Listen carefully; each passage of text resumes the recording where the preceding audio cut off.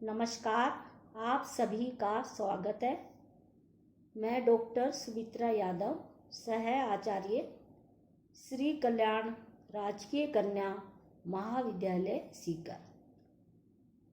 आज फिर हम सुमित्रा नंदन पंत की कविता मौन निमंत्रण के अगले पद की व्याख्या करेंगे। इस पद में पंत जी ने सागर में उठती बिखरती हुई लहरों के माध्यम से अपना रहस्यात्मक व छायावादी भावना की अभिव्यक्ति दी है।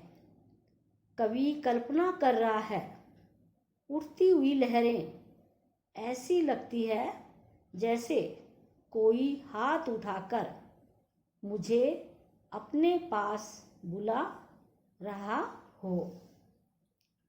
तो कवि क्या कल्पना कर रहे हैं कि जैसे सागर में लहरें उठती हैं और वो लहरें नष्ट होती हैं, और जब बहुत तेज लहरें आती है तो ऐसा प्रतीत होता है कि जैसे सागर को कोई बिलो रहा हो, मथ रहा हो और उसमें झाग उठ रहे हैं।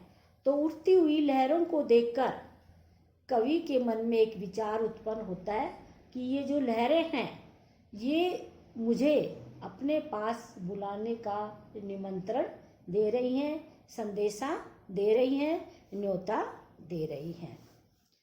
तो कवि पंत क्या कहते हैं? क्षुब्ध जल शिखरों को जब वात सिंधु में मत कर फैनाकार, बुलबुलों का व्याकुल संसार बना बिथुरी देती अज्ञात, उठा तब लहरों से कर कौन, न जाने मुझे बुलाता मौन। तो यहाँ हम व्याख्या करने से पहले कठिन शब्दों का अर्थ बताएंगे। क्षुब्ध माने आलोड़ित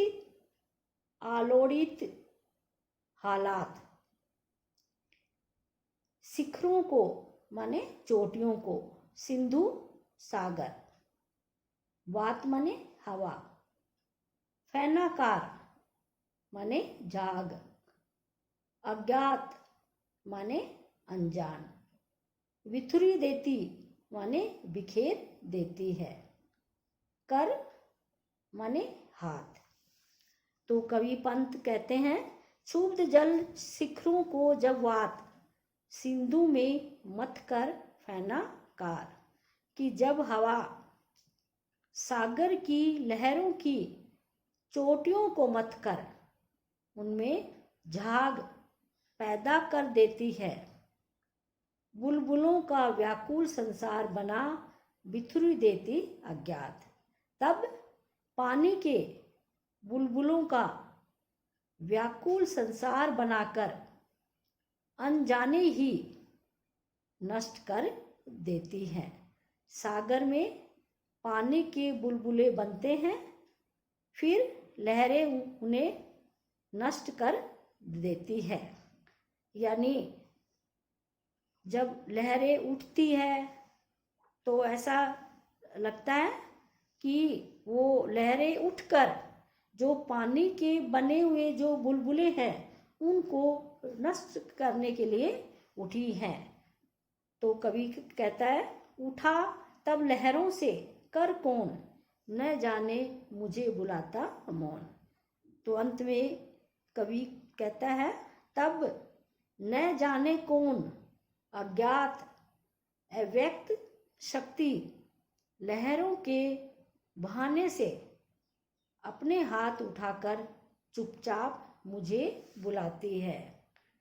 तो कहने का भावार्थ यह है कि जब सागर में लहरें उठती हैं तो उन्हें देखकर कवि को ऐसा आभास होता है कि जैसे लहरें रूपी हाथ से संकेत करके वह असीम अव्यक्त मौन सत्ता अपने पास बुला रही हो।